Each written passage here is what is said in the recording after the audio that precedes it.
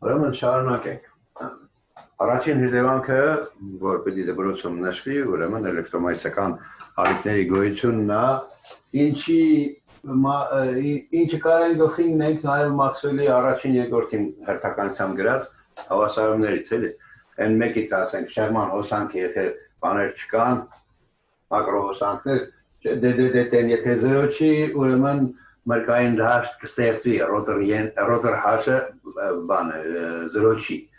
մրկային մագնիսական դաշտ։ Եվ երկրորդից էլ, եթե մագնիսական դաշտի փոփոխությունը 0 չի, դեն 0 չի, ուրեմն մրկային էլեկտրական դաշտ կստեղծվի, այդ դաշտերը պետք է որ տարածվեն, բան եւ այլն, անընդհատ, բայց ալիքային հավասարում որ ստանում ես, արդեն դնում ես դաշտի արագությունը ինչա օպտիկան գալի միավորվում է ուրեմն բանի հետ, էլեկտրոմագնիսական տեսության հետ, ինչը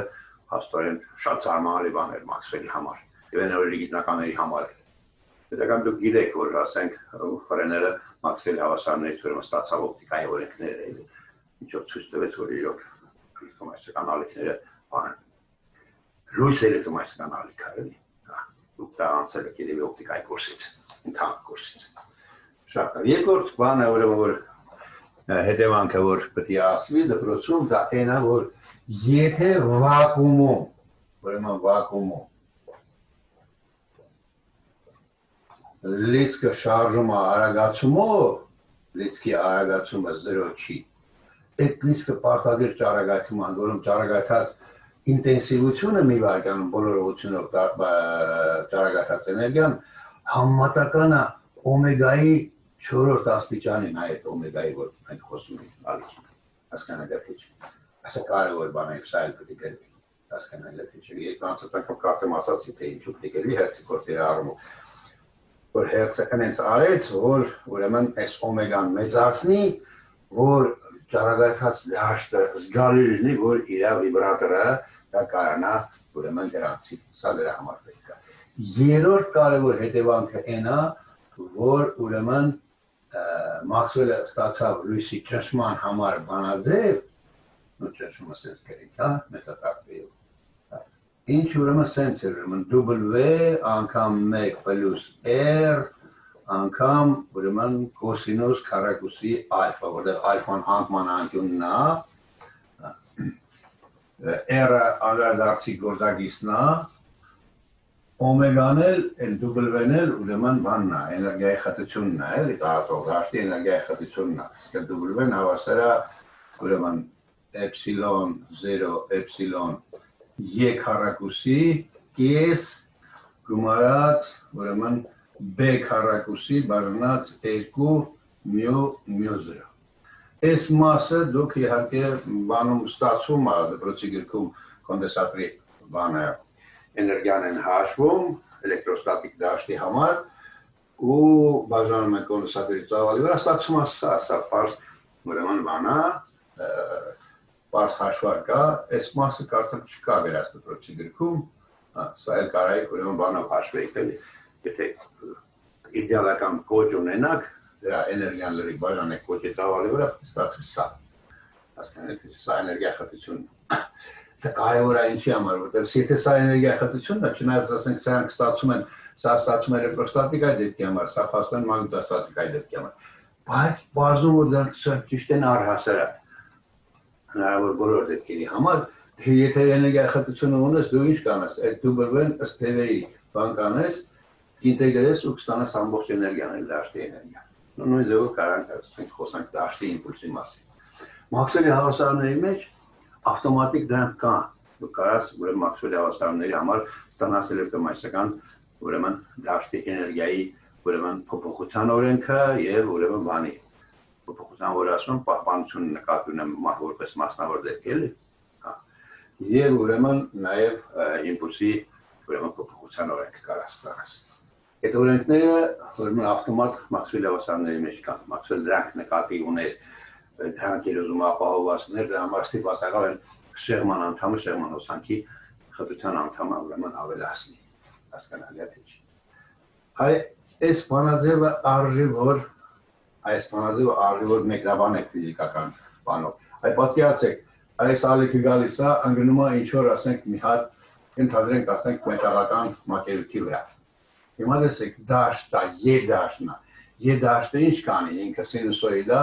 այս մետաղի մեջ էլեկտրոններ կան, ազատ էլեկտրոններին կտատանի, չէ, ասենք, սենց ուղղություններով։ Էլեկտրոնները պիտի դաշտին հակառակ շարժ, չէ։ Որում դուք ունենաք շարժող, V արագություն ունեցող, ոչ 0 V արագություն ունեցող էլեկտրոններ։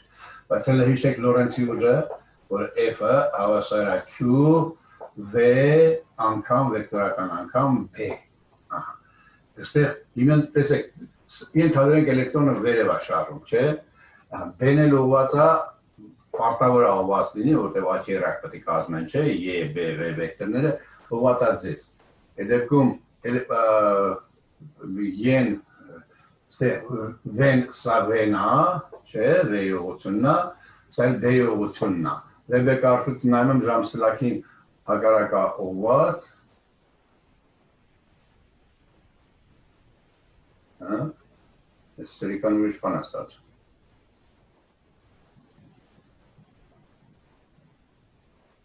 Ven սենց է ուղղված։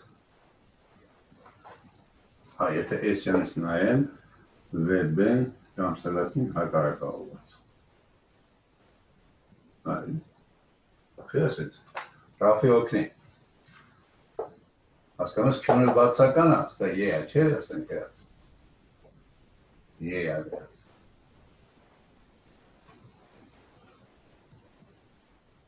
Ուրեմն պետք է մտածեմ միջուկների մասին երևի։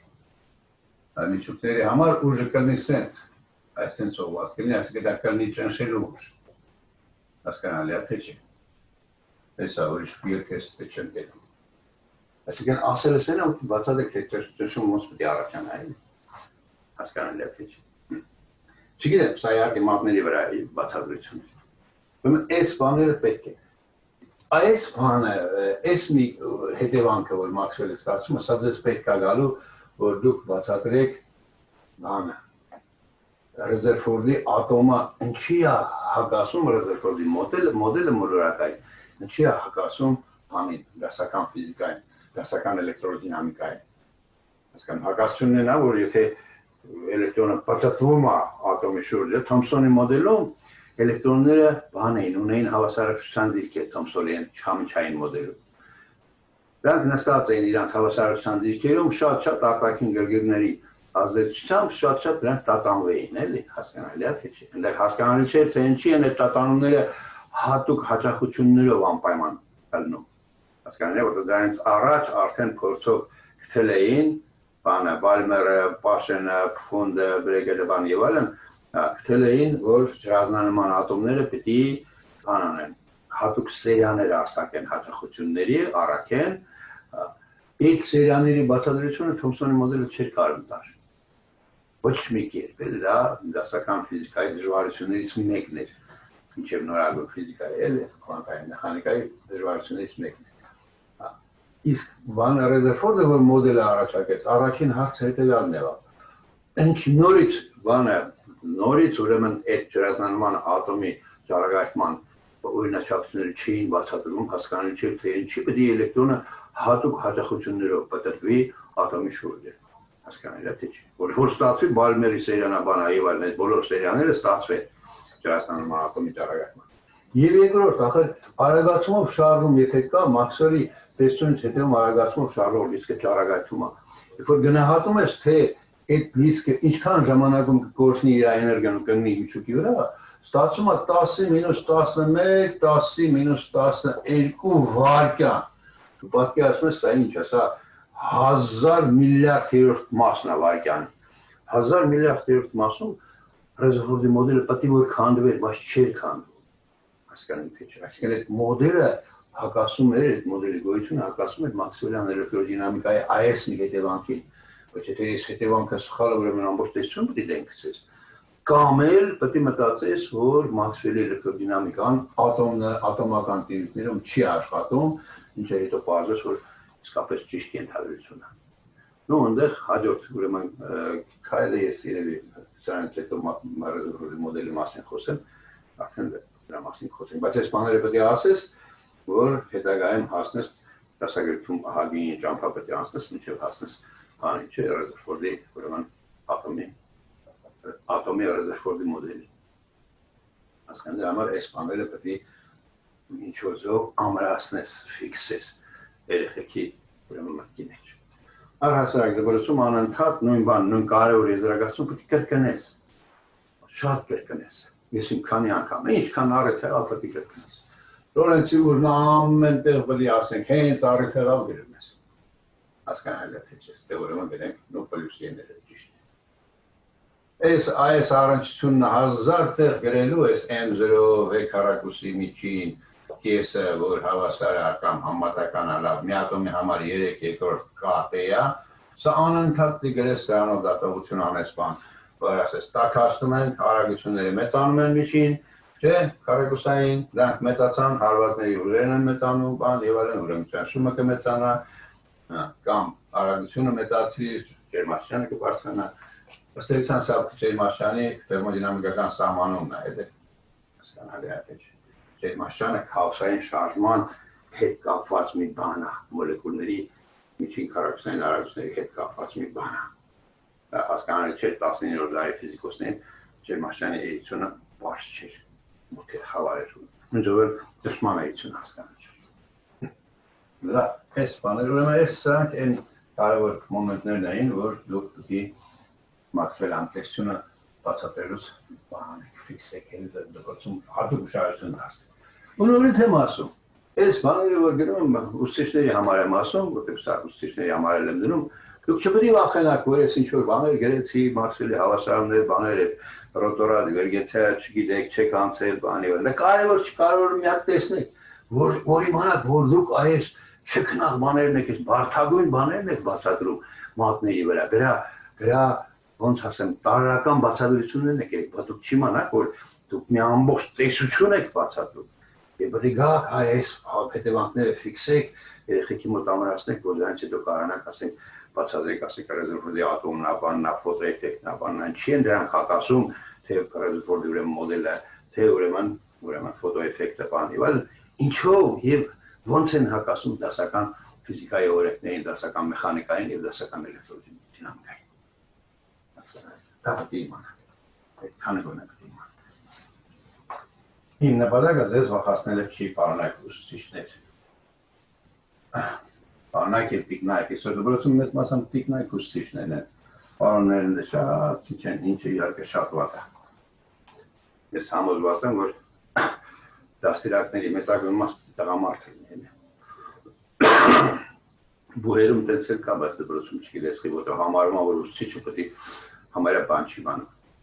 բայց դա շատ ուսուցիչն է, ֆիզիկայի ուսուցիչը, մաթեմատիկայի ուսուցիչը, մաթեմատիկոս է, ֆիզիկոս է, բիոլոգ է։ Ինչ անենք, որ ասենք ինքը ստեղծագործ աշխատանքով չի զբաղվում, ինքը զբաղվում է մանկավարժությամբ, հետո չէ։ Չի նշանակում, որ ինքը պետք է տեսչան, вообще անծանոթ լինի կամ շատ քիչ բան իմանա, մենակ դպրոցի ծավալով իմանա, դա թույլատրելի չի երբեք։ Լավ։ Ահնում իմիջարս մանետար ասպարեզում, ասենք լեզվի ասպարեզում, քերականության ասպարեզում այդ բանը չկա, որովհետև դպրոցի, ասենք ուսուցիչները իմանում են նաև բանում անցնելիք, համալսարանում անցնելիք, ասենք մասնել են իմանում, մեծ մասը լավ դասատները գիտեն այս լեզվի լավ դասատներ։ Չնայած իրանց իմացած այդ ասածս բանն է,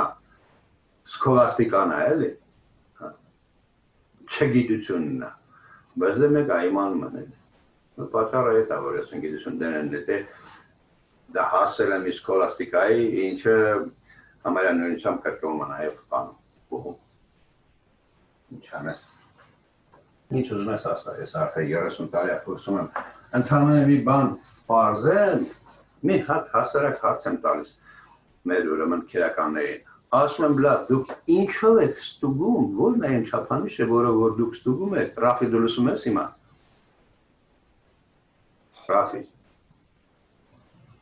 Ռաֆի ձենանի։ Այո, լսում եմ։ Հա, ասում եմ, լավ, դուք ասում եք այդ գիտությունը, չէ՞ ձեր լեզվաբանությունը։ Հիմա դուք ասում եք, որ ասենք ընկնելը բայ է։ Ընկնել։ Սա բայ է։ Աբեղանը ասում է, որ սա բայ չի, սա գոյական է, ու բայական ոչ մի ֆունկցիա չունի հայաց լեզվի։ Ու ես էլ եմ նույն բանը ասում։ Հիմա ոնց իմանանք Աբեղանն ճիշտ թե դուք։ Կա անես չափանիշ, ինչով որ ինչ անենք, կռվենք, քվեարկենք, իրար ծեծենք, թե ոնց անենք։ Ախր չէ որ եթե ձեր այս պնդումները գիտական պնդումներ են, դրանք պետք է դրանց ճիշտ ու սխալը որոշելու մի ինչ մարդուց անկախ չափանիշ պետք է ունենա։ Ո՞րն է այդ չափանիշը։ Բարձր որ իհարկե պատասխանատվություն։ Նակամից կանչել են դες մի բանի, գիտաժողովի, Աբեղանի 150-ին տնտեսական նվիրվածել։ Չես կարող են դել են կանչել։ Պատահական եկել են։ Հաղթարօրինակ էր որ այստեղ ես ռեզոբանական զեկուցում չտեսա։ Մի հատ զեկուցում կար երկու տևեց ակադեմիայում մեկը ուրեմն Աբեղանի մի մեծ գործ ունի խոշորագույն գործ է հայոց լեզվի տեսություն վերնագրով այդտեղ մի 4 էջ կա ինչը նվիրված էր ուրեմն բարբարներին ինքը վերկացավ ասեց որ խոսեց այն մասին որ Աբեղան այդպես գործ ունի իր մի ստեյցիան դասագրքի մեջ ասկան է դայագիտական զեկուցումը կեսմի ես որ ասեցի ասախր այստեղ ես բան չեմ տենում ռեզոբանություն զեկուցում չտեսա բա ժողովը վարում էր տնտեսագիտության մի ակադեմիկոս տնտեսագիտության դա նայեց բանին այդ գրաֆիկին իմ անունը վերջ մեր գրած բայց սա ձեր զեկուցում ասում են նվիրված է լեզվաբանության պատկերացնում կողքից մարդ են կանչել outsider միայն դրա զեկուցումն է լեզվաբանության հետո ես որ հելա ասի որն է այս ձեր բանը հարցական որ ես դու եկել ես ստեղ մեզ քննես այ մարդ ասում քննելը որն է ասում լավ ես հարց տվեց ասում մի Աբեղանն է ճիշտ թե ասում դուք ասում էի Աբեղանի կարծիք ասում այդ հավատամ գիտության մեջ կարծիքը որն է մի որ ֆիզիկոսները ասեն ես նյուտոնի կարծիքով սես բան կա չխնդան տես բան որ Էյնշտեյնի կարծիքով սես բան կա կարծիքն ասի գիտություն չի դա ստուգելու ձեր պետք է ունենա հարցական որ ես եկել ես մեզ քննես բան եւ այլն լարամի անհամբա այդ է վիճակը այդ վիճակն այլ տնտեսագիտության մեջ դրա համար է այսօր մենք այսպես ահավոր դժբախտ վիճակում մենք չենք հասկանում թե մենք ինչ անենք ամառ ոնց կազմակերպենք մեր կյանքը այդ պետություն կոչվածը պետերի խումբ կոչվածը որ մեր ծառաներն են յանի որոնց որ մենք ընտրում ենք որ մեզ ծառայեն դրանց ոնց ընտրենք հսկենք չհսկենք հաշվետու ունեն չլնեն ոչ հսկորել են ոչ հաշվետու են ոչ բաժել են չես կարող գործից ազատել բայց մենք չհասկանանք որ եթե դա չուղենք եթե այդ ողմակը չկրճատենք այդ վիթխարի քանակը որ ամբողջ մեր տված նալոգներից կազմող այդ բյուջեն խզրում լախում է մենք քայլ չենք անի կսկան դրա համար պետք է հասկանանք չէ դրա համար պետք է գիտությանը դինենք չէ դրա համար պետք է դիմենք այդ ասածս ավստրիական տնտեսագիտության լիբերտարիան տնտեսագիտության դրա պրաքսիոլոգիան իմանանք ինչի մասին Հայաստանում խոսք անգամ չկա այս ռիսկ ես ով եմ որ ռիսկ անեմ ասեմ ես տնտեսագետ եմ հասկանում ես ինձ համարում են տնտեսագետ են որում դրսում մարդիկ կան որ համարում են ուժեղ տնտեսագետ ավստրիական դպրոցի փաստորմյակ տնտեսագետը 2-3 հետևորդ ունեմ ճայտալարանից շատ իմաստությամբ կարդացել են ինքնուրույն բանի այդ ուրիշ չկա մնացածները in pseudo կես տնտեսագիտության ուրեմն բաներն են դիպլոմ ստացողներ բոլոր տնտեսագետները ու դրանք մենակ մի բանով են զբաղված արդարացնեն պետերի խմբի հարացներ կես բաներ ասեն տնտեսագիտական այս գործիքը կիրառենք այն գործիքը գործիքները սխալ բաներ են սա դերում են գործան դա վիճակը բայց դուք պետք է իմանաք առաջին հերթին ֆիզիկոս մաթեմատիկոսները բնագետները պետք է իմանան այս հարցերը թե մենք չասենք դրանք եթե այդտենց կմնան օգտիական դուքնած լավ թողնենք սա թողնիներ լիրիկական շեղում եկեք անցնենք բանի ես ուզում եմ խոսեմ բանից Ռեզերֆորդի փորձերից բայց դրա համար ուրեմն պետք է սկսեմ մի քիչ առաջվա բանից ստեղծին պատմական ակնարկ պետք է անեմ ուրեմն 19-րդ դարի ուրեմն երկրորդ կեսում փորձով ստացան այսպես կոչված բացարձակ սև մարմնի ճառագայթման սպես ճառագայթած ինտենսիվության ու հաճախականության կապը եթե ստեղ մի վայրկյանում ճառագայթած բոլոր ուսումով ճառագայթած էներգիան է ստենում ստեղ դրում ես ուրեմն հաճախականությունը նյուն փորձը տալիս է այսպես մի հատ բան կոր այսպես ասիմետրիկ կոր է տալիս այսինքն փոքր հաճախությունների վրա բացարձակ սև մարմինը քիչ էներգիա է ճառագայթում կամ մի հատ հաճախություն երբ որ ինչ որ մի նյուզերո հաճախություն ինչով ուրեմն էներգիան մաքսիմում ճառագայթած մեծերի վրա է լելի ուրեմն ճառագայթումը նվազում է բավական արագ նվազող կորեր են սա հասկանալի է նու բացարձակ մարմինը մոդել է, իդեալական մոդել է, դուք գիտեք, անցել եք եկալ եք ասեք մի հատ յաշիկ, ինչը մի հատ ծակ ունի, ստից որ լույս են գա սրա մեջ, ենթադրեք ասենք պատերը լավ անդրադարձնող են, իդեալական չէ, այս լույսի ինգած ճարագայթը նու համարյա դուրս չի գա էլի սրանից, հասկանալի է թե չէ։ Երբ որ այս ճարագայթումը հավասարության վիճակում է գտնվում, այդ ունես այդ մոդելը բացարձակ սև մարմին, ինչի ճարագայթած էներգիան պետք է որ այս կորի ենթարկվի։ Երկրորդ ուրեմն բանը, հա, այս կորը փորձում էին բանով ստանալ, տեսությամբ այն ժամանակվա արդեն կառուցված թերմոդինամիկան էր նորմալ կլազուսը արդեն լիքը գործեր արել բան, ոչ բանի աշխատանքներ կային,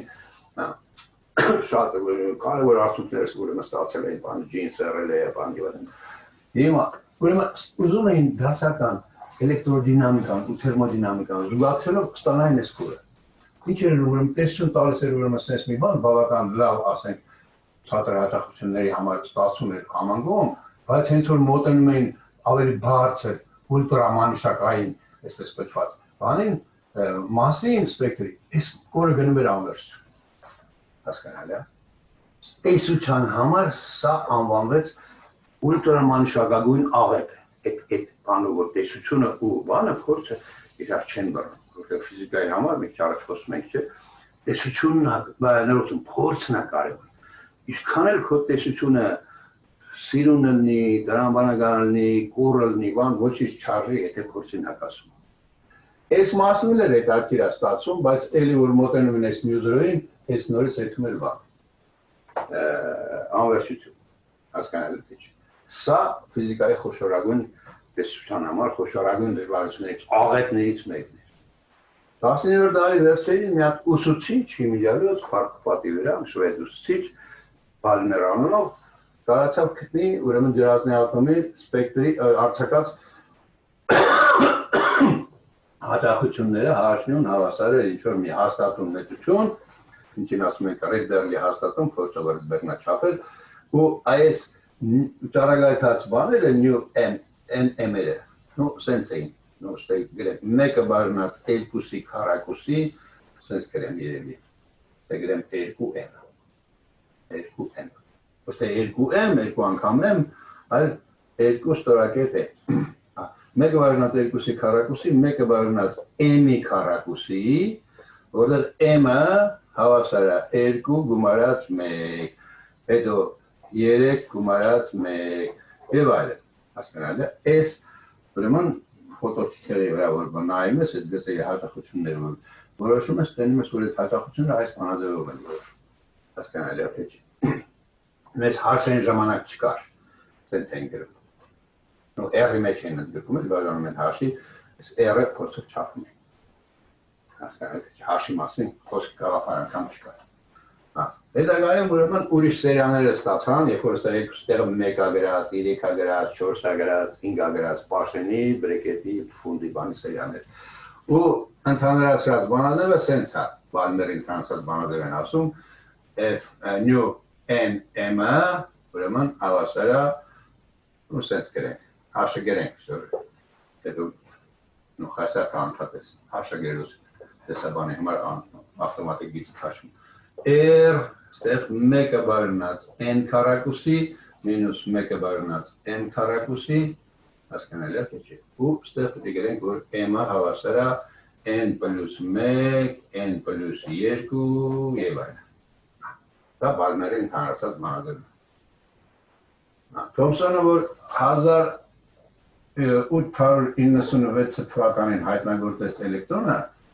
առաջին ուրեմն փաստորեն տարական մասնիկը միջև էր մտածում են որ բանը էլեկտրականությունը ինչ որ մի անտեսանելի հեղուկ է ջերմային հեղուկի ֆլոգիստոնի պես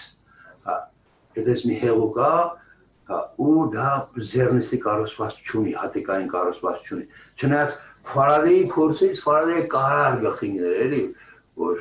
եթե շատ ունեց հզոր մտածողություն ունենար էլեկտրոլիտի փորձերն եմ էլի նկատի ունեմ, ընդդեմ կարար գլխիններ, որ պետք է որ էլեկտրականությունը հատիկային կառուցվածք ունենա, պետք է որ բանը լինի,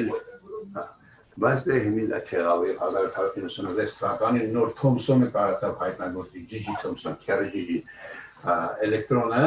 ու որոշեց էլեկտրոնի լիցքի ու զանգվածի հարաբերությունը։ Փորձ։ Երբ որ J.J. Thomson էլեկտրոնը գտավ ու արդեն ատոմական կառուցվածքի հիպոթեզը արդեն շատ տարածված էր,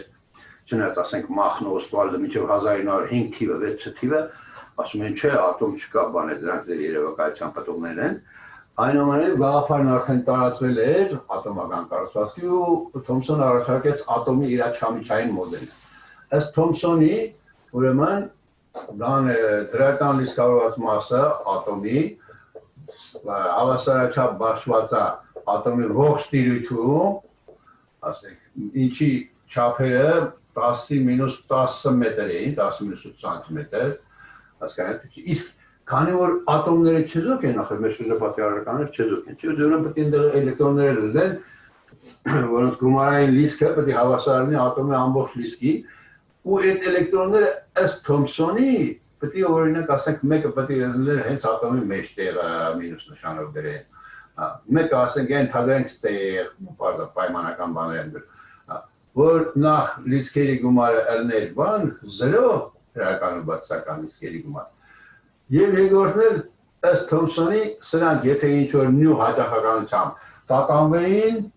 արդեն տնեին տատանվող դիպոլ, տատանվող լիցք, տատանում արագացում շարժումը, Մաքսվելի տեսությունը արդեն կար, արագացում եթե 0 չի, դրանք ճարագայթում են, ճարագայթումները ինչ հաճախությամբ տատանվել է, հաճախությամբ պետք է տատանման անեն,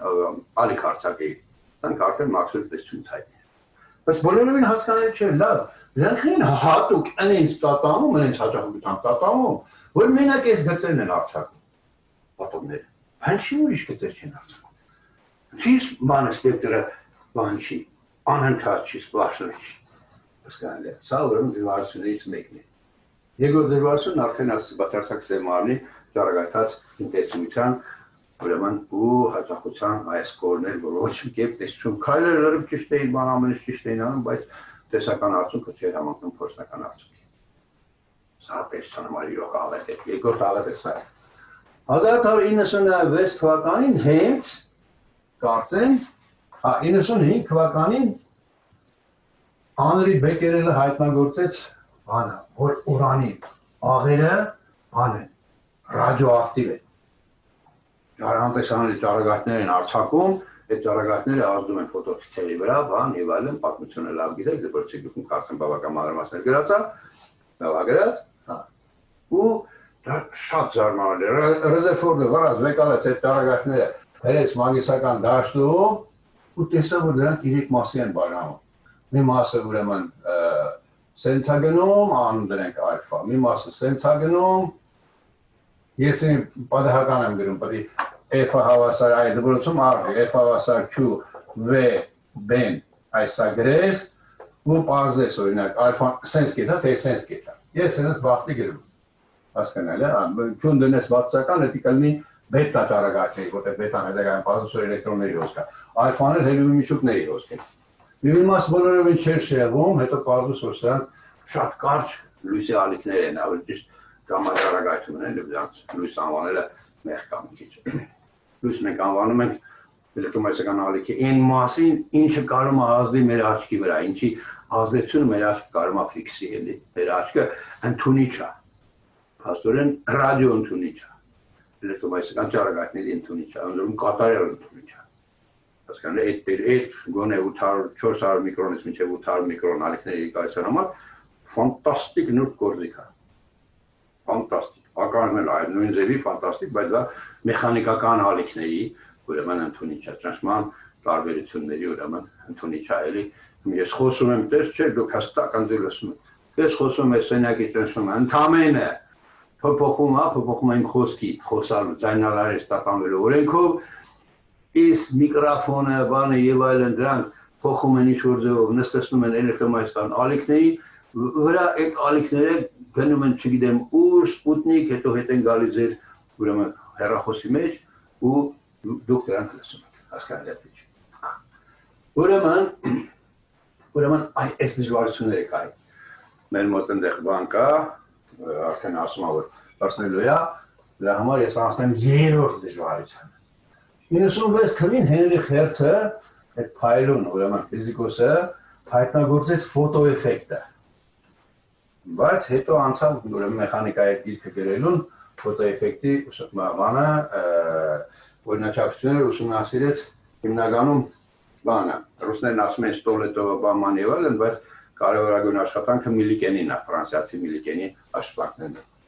Ուրեմն տեսեք ֆոտոէֆեկտիությունը սա է։ Դու ունես վակուումային ասեք ինչ-որ մի բան, ստեղ պատոհան կա բանից կվարցա դրած, որ բան ուլտրամանուշակագույն լույսը գցես սա ցինկ ինդիկատոր է, սա միացած է ուրեմն բանին հաստատուն հոսանքի բացական բևեռի, ուստի կարաս մի հատ ռեոստատ դնես, որ անոդի ու բանի լարումը փոխես, ստեղ անոդն է, սա անոդն է, սա կաթոդն է։ Ստեղ լույս անգնում, այսպես, բանի վրա, այս ցինկի վրա, ցինկից նույնիսկ վակուում է։ Նու կամ էլ օդը լավ հանած է։ Այս լույսը որը գնում է ուրեմն այս ցինկի վրա, ցինկից փոխում են էլեկտրոններ, ստեղ առաջանում է էլեկտրոնային ամպ, եթե այս լարումը միացնում ես, էլեկտրոնները շարժվում են դաշտին հակառակ, դեպքերական լիսկերը, գալի բանը փակում է, ստեղ եթե գալվանոմետր ես դնում, գալվանոմետր։ Դու տենում ես որ հոսանք անցավ, այդ հոսանքը կարաս չափես հոսանքի ուրնա բաննա եւ այլն, վոլտմետրեր կարաս տնես, լարումը չափես եւ այլն, հասկանալի։ Ու ստացվում էր սենց բան, ասում են, որ Ստոլետովը ուրեմն պարզել է, որ ֆոտոհոսանքը, Y, ֆոտոհոսանքը համատական է ընկնող լուսային հոսքին, այսինքն էներգիային, երկրորդ օրինաչափությունը ինչ էր, աստված մոռացել եմ։ Ինչու՞, բայց Միլիկենը ստացավ հետևյալ կորը։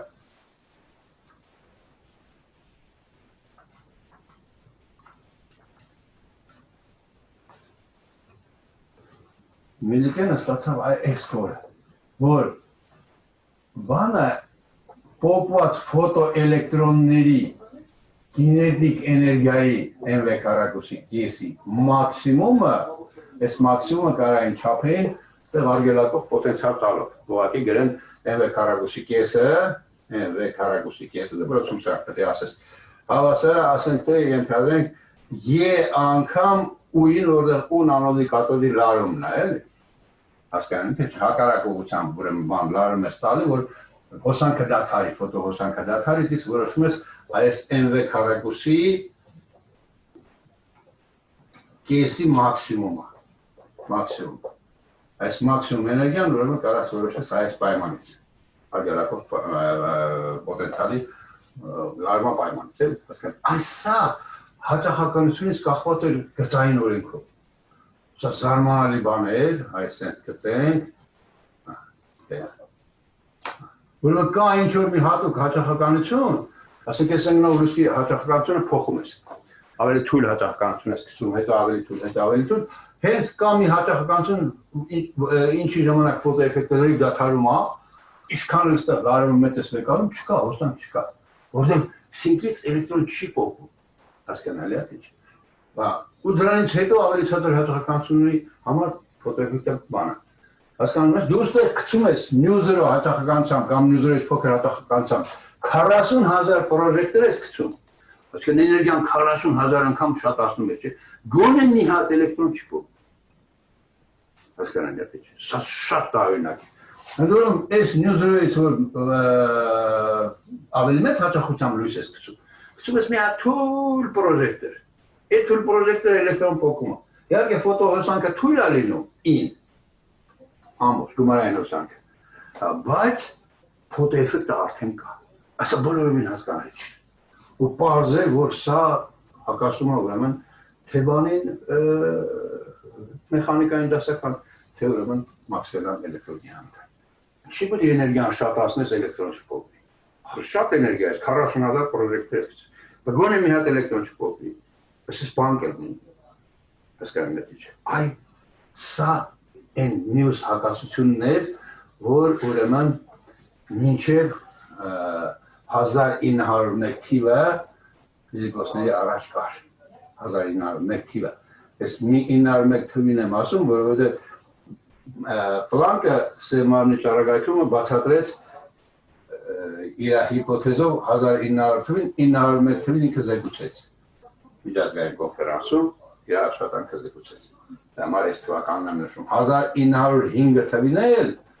թվականին ուրեմն Էյնշտեյնը բացատրեց ֆոտոէֆեկտը Միլիկենի փորձերը բացատրեց եւ Միլիկենի փորձերից ընդամենը այս նյուզերոն իմանալով հասկանալի է իր գրաֆիկից վեկալելով նյուզերոն կարացավ հաշը գնահատի պլանկի հաստատունը գնահատի ու ցույց տա որ պլանկի ասած թվին շատ մոտիկ հասկանալի է այդ կամբա հիմա ես պետք է ուրեմն անցնեի Ռեզերֆորդի փորձերին բայց արդեն բանը կոմպյուտերը ասում է որ հեսա զումը կանջատի քանի րոպե կհալասեք 3 րոպե դե չարժի ուրեմն նոր բան սկսեմ ես հաջորդ անգամ կպատմեմ բանի ես ոնց եմ պատմում ուրեմն Ռեզերֆորդի ատոմի այդ ատոմի մոլորակային մոդելը որ Ռեզերֆորդը առաջարկել ու դրանից հետո խոսենք Բորի պոստուլատների մասին Զոմերֆելդ Բորի ուրեմն բանի տեսության մասին ջրատնանման ատոմի կխոսենք նաև դե Բրոյլի ուրեմն առաջարկած գերացիկ հիպոթեզի մասին որից հետո ուրեմն 26 թվականին հնարավոր եղավ որ Հայզենբերգն ու Շրեդինգերը գրեն արդեն վիճակի հավասարումը հասկանալի հազար մի նոր հայտնագործություն ինչի ուրեմն ուժը հայտնագործության ասենք ուժն ու նշանակությունը համոզվել եմ Նյուտոնի երկրորդ օրենքի հայտնագործությանն էլ երկրորդ օրենքը Նյուտոնի առաջին վիճակի հավասարումն էր որ երբևէ մարդկությունը կարողացել է գրի Նյուտոնի հանճարն էլ իրոք համապարփակ հանճար ունեցել է հələ մարդ չէ դրա համար Դե լավ ուրեմն այսքանով եկեք այսօրվա ուրեմն մեր զրույցը ավարտենք հաջորդ ուրբաթ օրը մենք խոսենք բանից արդեն ուրեմն առաջին քվանտային մեխանիկայի առաջին տեսությունից էլի մեխանիկ տեսությունը այլ միջև որ Շրեդինգերը բանը բանարեց Շրեդինգերինը Հայզենբերգինը վերջնականը չէ 30-ական թվականներին Դիրակը էլի բան առաջարկեց նոր տեսություն առաջարկեց ինչից հետո մի քանի հավասարում էլ գրեցին հասկանեք Klein Gordon-ի Մայորանի բանի դե լավ եթե հարցեր չունեք բան անեք սահմանափակենք այսօրվա զրույցը կան հարցեր Հարց ունեք երեխեք ջան Ձայն չկա դե լավ տեսություն